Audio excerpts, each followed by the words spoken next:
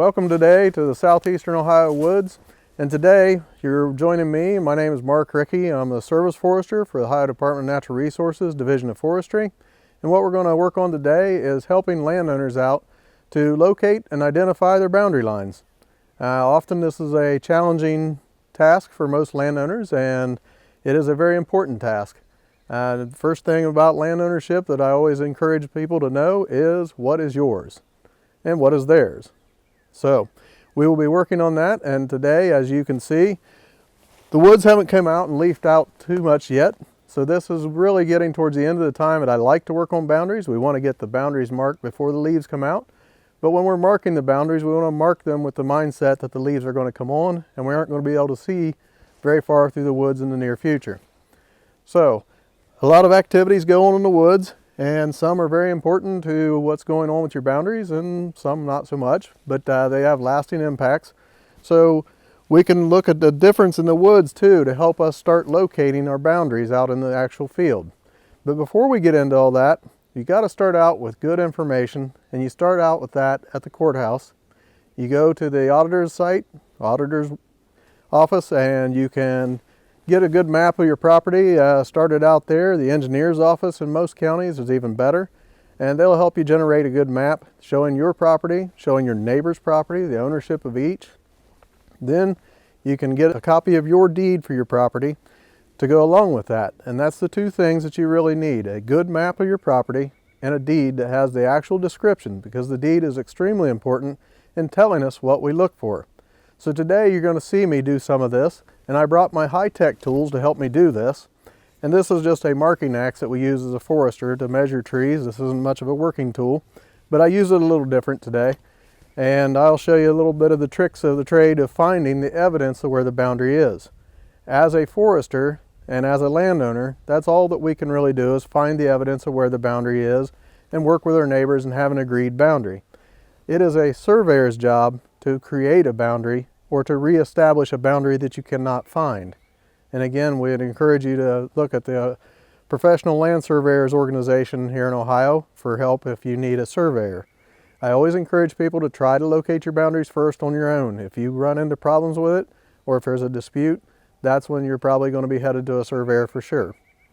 And we always encourage you to look up the current edition of the Ohio fence line laws that you can find through OSU Extension, and that will help guide you along as to how to treat boundaries and how to settle up any disputes or claims or anything like that. So today, this is a property that I've worked on very briefly. This is my third time here, I believe, and only the second time to be around the boundaries at best. And we're going to see some of the evidence here. And again, today I got lucky, and the landowner, when I met with him, he had his deed and a copy of his map. And we had it spread out on the back of the vehicle that you'll see. And I took a picture of that. So in that deed, it tells me exactly what I'm looking for. And sometimes you got to remember what it's calling for. Sometimes it says a stake. Well, and it depends on which side of the hill you're from, if that's a stake or a pole, something like that, or a pin. And they're all the same thing, really. So what we're going to do is we're going to walk over here and we're going to see what's coming and going here on the boundary, and note the timber behind me. And then as we go across here, you'll note the timber on the other side of the boundary is different. So what we're looking for is what's described in the deed. And what we come out to is we got real lucky in a way. Here's a nice pole with some good paint. Sticks out very good. Unfortunately, this is not what I'm looking for in the deed. What I'm looking for is a very small pin that is basically a piece of rebar. A lot of times you'll have a survey cap on it. This one was done in 1960. It does not have a survey cap on it, but it is called for in a deed. So again, we have to do a little searching and finding this, and this is going to be on a straight line for the most part. What happens is anytime a deed change of direction occurs, when a surveyor is surveying out your property, if they have a change of direction, they will set a pin to indicate that there's a change of direction. And that's what this is. So there'll be a very slight change of direction maybe going across this, or they may set these pins on purpose just to shorten up the distance. So today we're looking for things like this, and you got to get down here, and the neighbors did this one a long time ago, and we got to hunt around in the leaf litter. And the easiest way to do this, for me, is just take your foot and start kicking all the leaf litter back until you find something that is very resistant. And there, you can hear it. And that's kind of why I'm using the axe today. You can hear the metal. So this one has a little bit of blue paint on it. And right here is our pin. And this is exactly what's called for in the deed.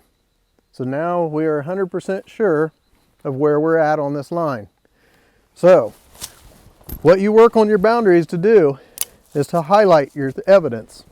And you work boundaries by evidence. You build up your evidence, which you build up your case. And yes, this sounds a lot like a court kind of talk. And the reason why I encourage you to think of it that way is because someday your boundary lines might be in a court case. So we're going to take things temporarily until we make sure the neighbor's in agreement. We're going to highlight them with some ribbon. Pink is usually a universal color for doing surveying work. So we're going to run this up here and go ahead and tie it to this post because it is accurately put in beside it. And this will help everybody else locate this pin. Because again, in deed work and in boundary work, you don't want to hide things, you want to show them off. And that's what we're beginning to do here.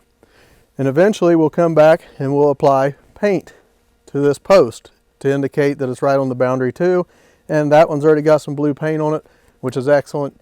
It stands out good, and that's what you want to have, is something that stands out. So, and while we're talking about paint, the instructions on how to paint boundary, you'll see those throughout our video here today too. But the boundary paint, well, we want you to be cognizant of what's going on around you.